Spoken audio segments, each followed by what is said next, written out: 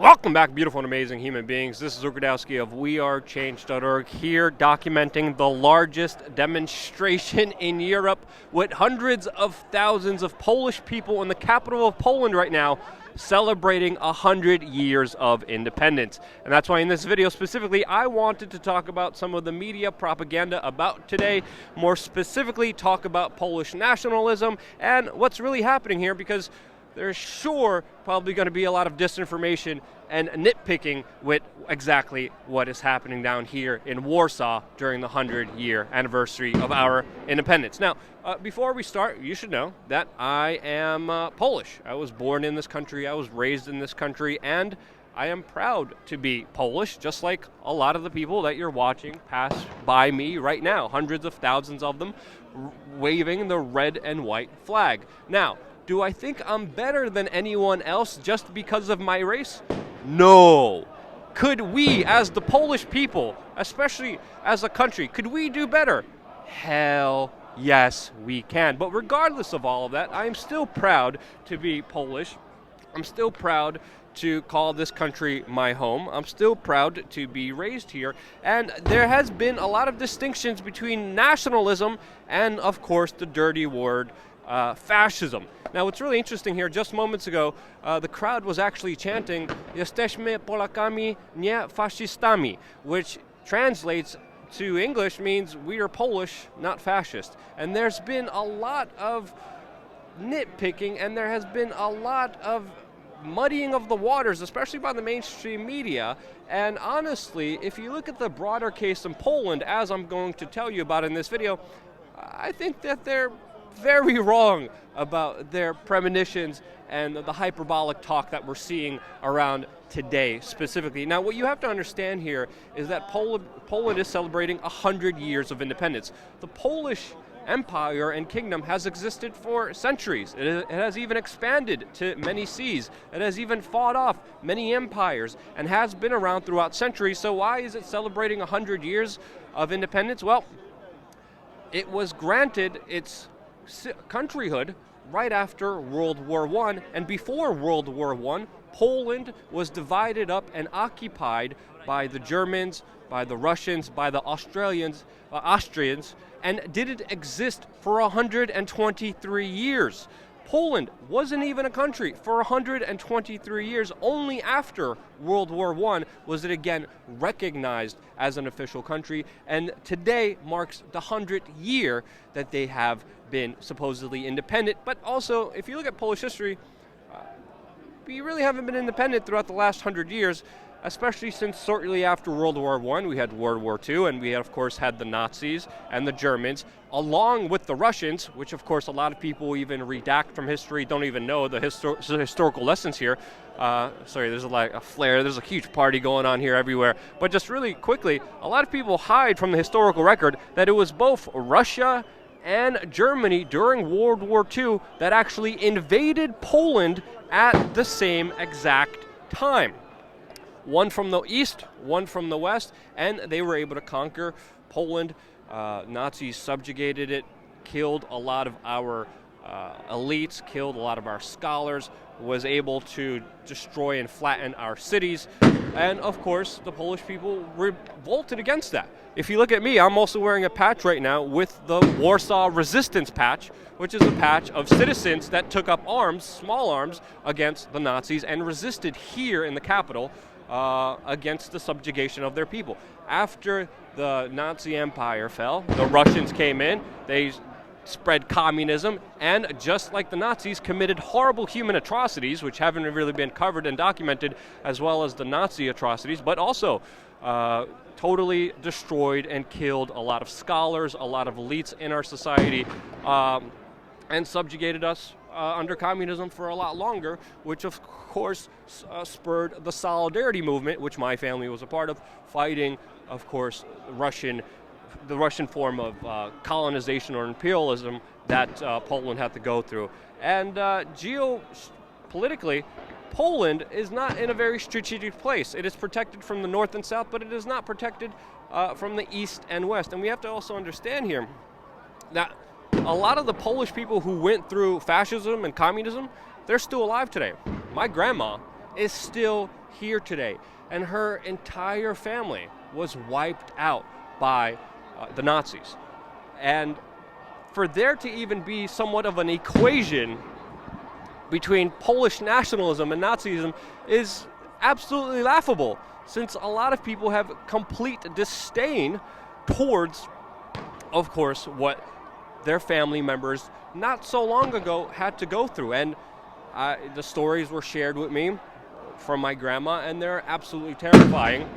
Sorry, there's fireworks going on everywhere. Everyone's celebrating as much as they can.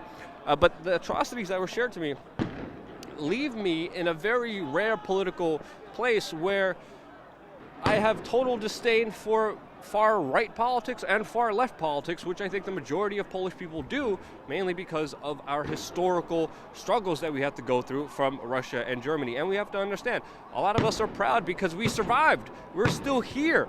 We only got rid of communism not so long ago, and we're finally able to be free without being subjugated by another country. And that's a great accomplishment. And this is one reason why we're so proud of being Polish, because we're still around. I mean, for frick's sakes, even in the 90s, there was a Polish boxer that used to wear Polish boxing shorts, and the Polish people galvanized all around him because he was winning, but he was also a dirty boxer. He was punching people in the balls all the time. Andrew Galata, he was a dirty boxer. He was not the best representation, but the Polish people still galvanized around him because they were proud of him, because someone was recognized. And it meant a lot to the people, even though it's sometimes unsavory characters like Andrew Galata that get looked up to. But regardless, a lot of the people here are proud of who they are.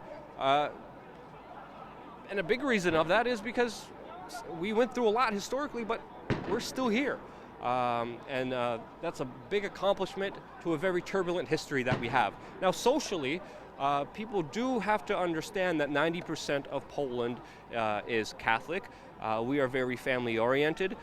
We do leave the impression that we are very kind of isolated and on our own. And yeah, some elements of that are true. And we have to understand here that a lot of that is pretty much in our DNA to not trust our neighbors. And we don't trust our neighbors for a very specific reason.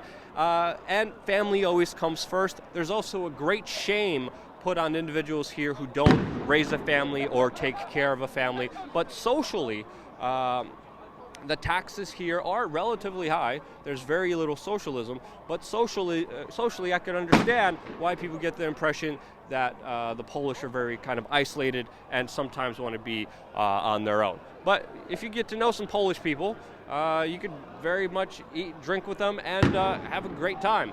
But I'm just trying to go over the social impressions. Politically, what's really interesting about Poland is it is going through somewhat of a kind of turbulent time with a right-wing party that is called the PiS party that is dominating the political system here. And what's really interesting is that they have been not only dominating the political system, but many political seats, but they are also gerrymandering a lot of the legal judicial system here with what people are calling a constitutional crisis. Now, I don't know if you could see this, but to the right of me, where a lot of the fireworks are going off, we of course have volunteers, we of course have military, and behind them we of course even have riot police, and behind them are of course counter-protesters. So you could, I'm going to walk over here in just a little bit, you could actually even see a flag of the European Union, LGBTQ flag, a flag, and a big sign saying Constitution, with of course volunteers, military, and riot police protecting them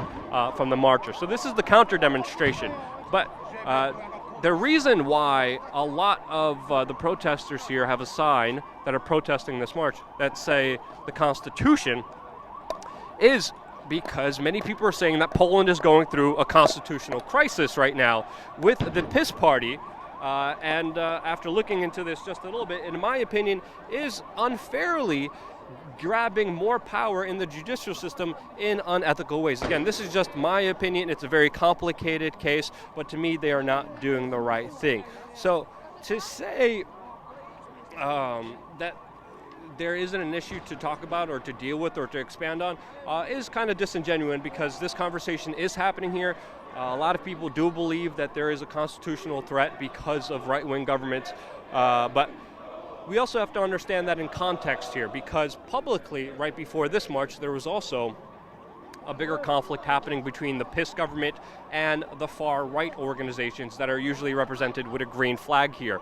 There was permits pulled, and the president of this country and the PIS party said that they don't want any far-right organizations here, they don't want them represented. Some people say that is just toying and playing with them so he could appease them and just look good in the public eye. But whatever you believe, whatever's happening here, what happened here today is that there were some people representing the far right with green flags who disobeyed the presidents and the political parties and the organizers of this rally, and did have a presence here. There was about 80 flags that were green and represented the far ideology. But if you look at the greater picture here, you don't see any of them. I've been looking at this entire march of hundreds of thousands of people. Again, one of the largest demonstrations that you could have in all of Europe happening right now. I have only seen 80 green flags that are representing far-right ideology compared to the hundreds of thousands of just pure white and red. So to me, we do have to understand here that in Poland, just like in any society, just like in any way of life, are there some people that believe in far-right ideologies? Are there some other people who are racist? Are there other people who are bigots? Yes, just like in any society. But do they represent all of the Polish people? Do they represent what is happening here? I, in large, from my experiences, say absolutely not. And we have to be fair here and call things out like it is. And this is exactly what we are seeing here. And the people who are protesting, who are even against this, are being protected by the military, are being protected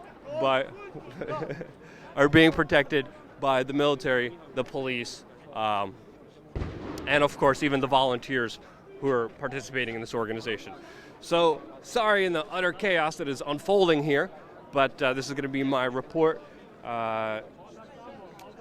Appreciate all you amazing human beings for watching and participating, being a part of independent media, allowing me to be here. Without you guys sharing the videos, being a part of it, I would not be able to be here.